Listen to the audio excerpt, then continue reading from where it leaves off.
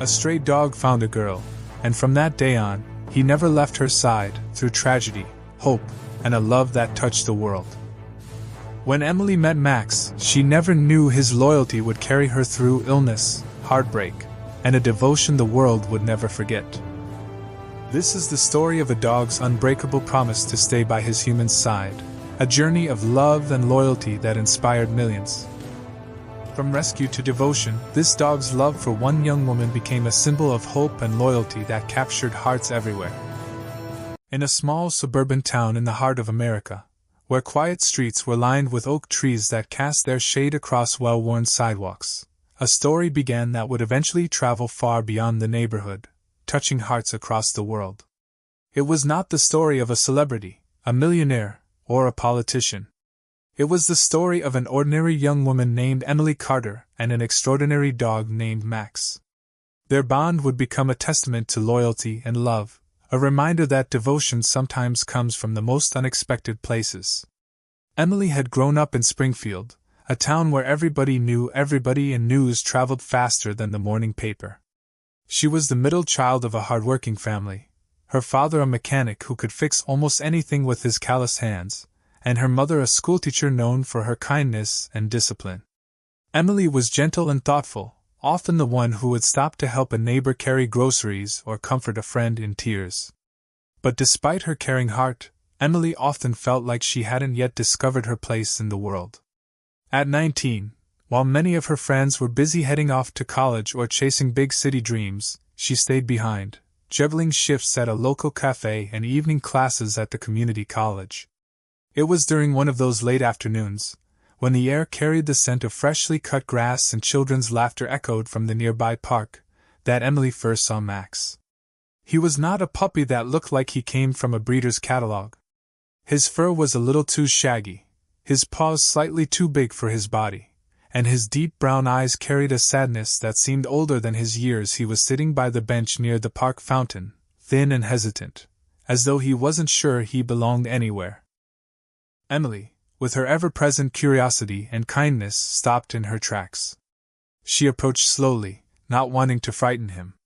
The closer she came, the more she noticed the signs, his ribs visible beneath his fur, a small scar near his ear, and the way he kept glancing around, wary of everyone. "Hey, buddy," she whispered softly, kneeling a few feet away. "Where did you come from?" The dog tilted his head, as if trying to decide whether this human could be trusted. Emily extended her hand, palm open, patient. Minutes passed before Max finally shuffled closer, sniffed her fingers, and allowed her to gently scratch behind his ear. That single moment sealed a connection neither of them could have predicted. Emily would later say it was as if she had found someone she didn't even know she was missing, and Max, in turn, seemed to sense he had discovered a safe place he could finally rest. She asked around the park, checking if anyone had lost a dog, but nobody claimed him. A kind-hearted police officer who happened to be walking by suggested she take him to the shelter if she couldn't keep him. But as Emily looked at Max's weary eyes, she already knew the answer. "I'll take him home," she said firmly, surprising even herself with the certainty in her voice. That night, Max curled up at the foot of Emily's bed, letting out a long sigh of contentment as though he had finally found where he belonged. Emily lay awake longer than usual, listening to his steady breathing, wondering about the life he had lived before and silently promising him a new one filled with warmth and care. The days that followed brought adjustments for both of them. Emily learned quickly that Max was cautious around loud noises and flinched if someone moved too fast near him. She guessed he might have been abandoned or mistreated in the past. But with gentle patience, she began to rebuild his trust.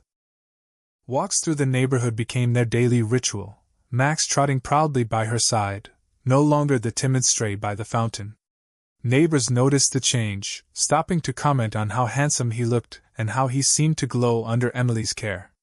It wasn't long before Max became more than just her dog. He became her shadow, following her from room to room, waiting by the door when she left for work, and racing to greet her with tail wagging so vigorously that it seemed his entire body was celebrating her return. When Emily studied late at night for her classes, Max rested at her feet, a silent guardian.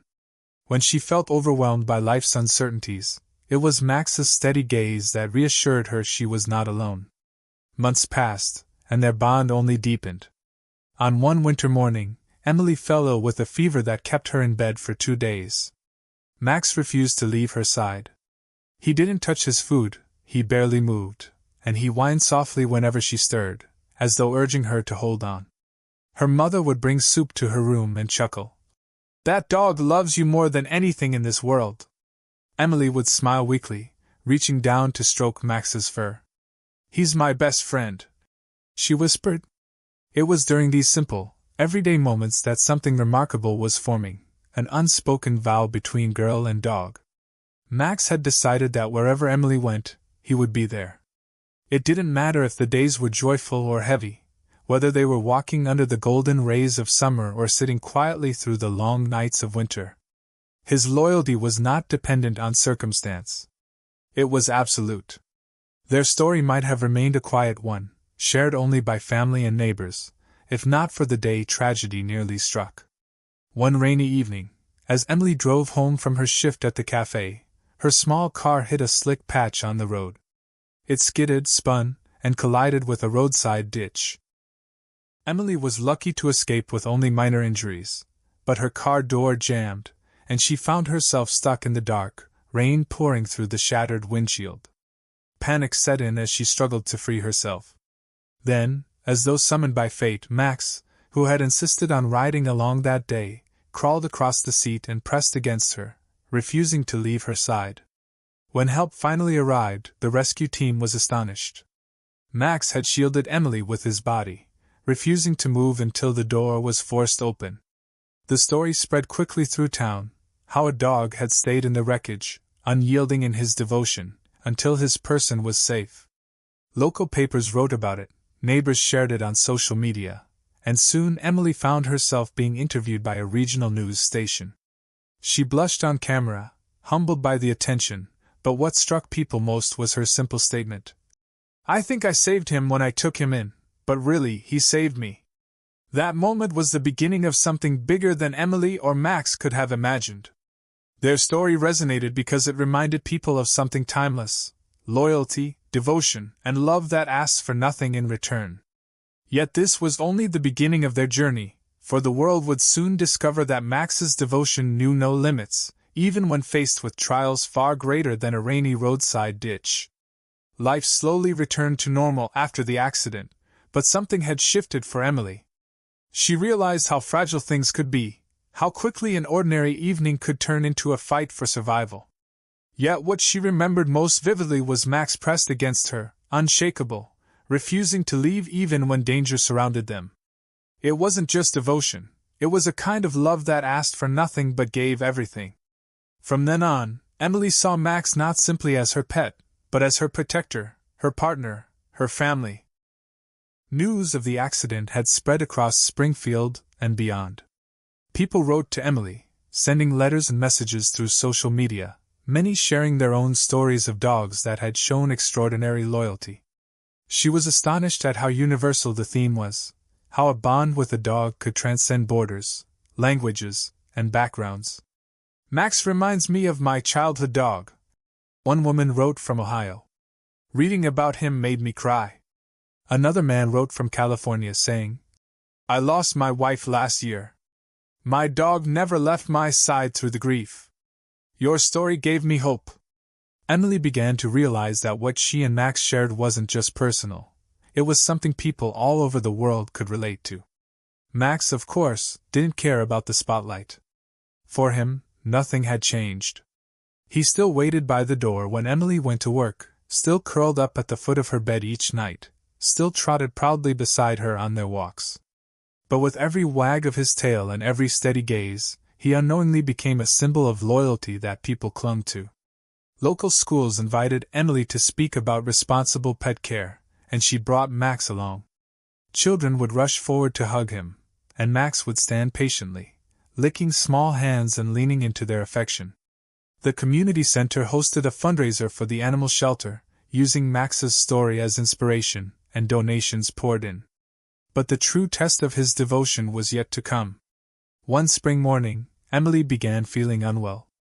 At first, she brushed it off as exhaustion from juggling work and school, but soon the fatigue deepened, and a persistent cough sent her to the doctor.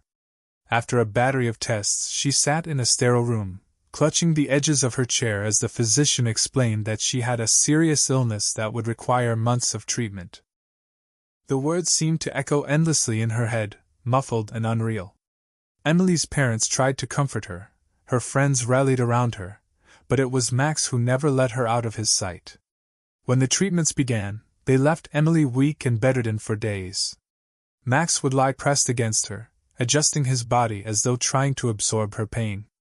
He refused to eat unless she ate. He refused to sleep unless she drifted off.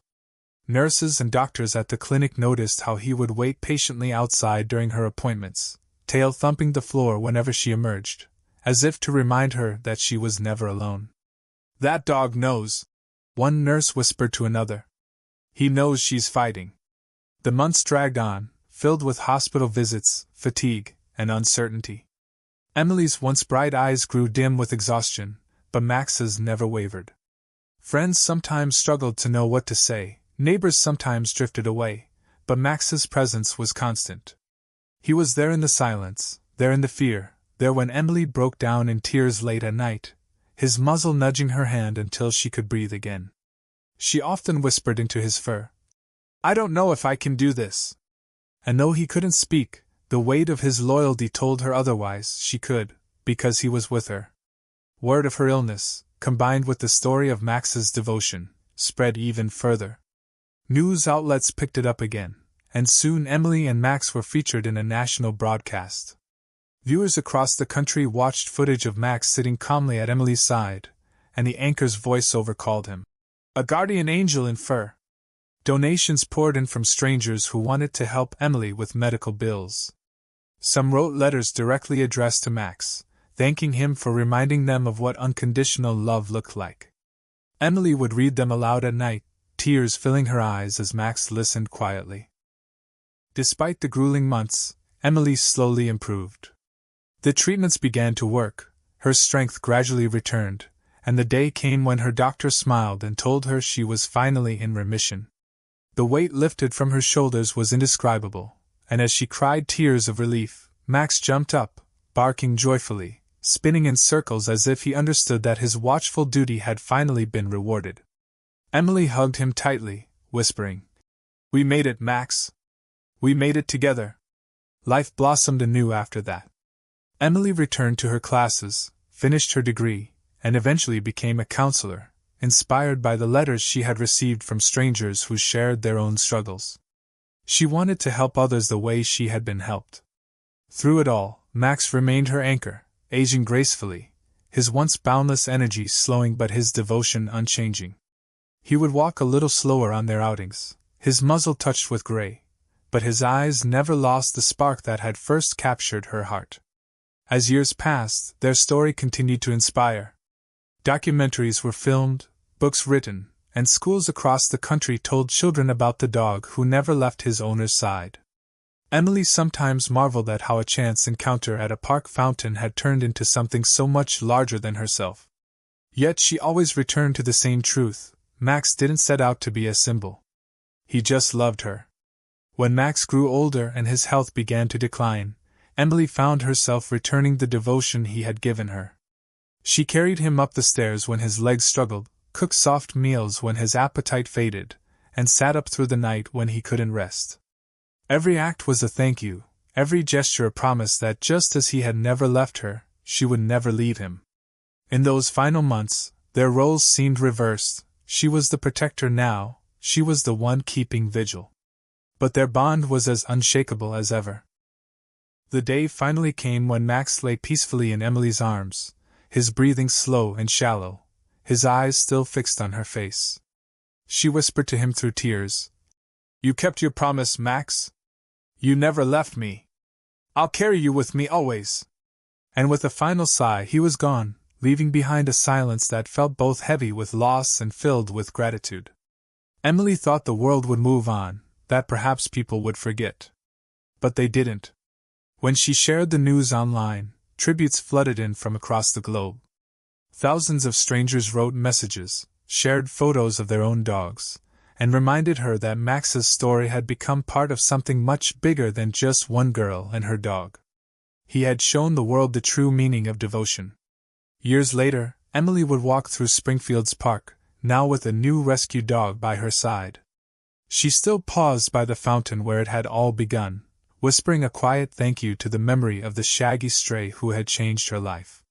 She knew that no matter where life took her, a part of Max walked with her always. Their story continues to be told, in classrooms, in documentaries, in families gathered around dinner tables. It is a story that reassures us all that loyalty still exists, that devotion is real, and that sometimes the truest love we'll ever find comes with 4 paws and a wagging tail.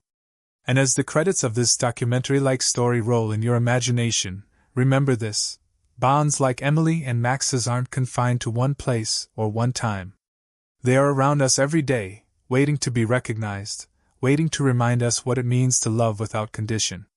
If this story touched your heart, don't forget to like, share, and subscribe for more unforgettable true stories of devotion, loyalty, and love.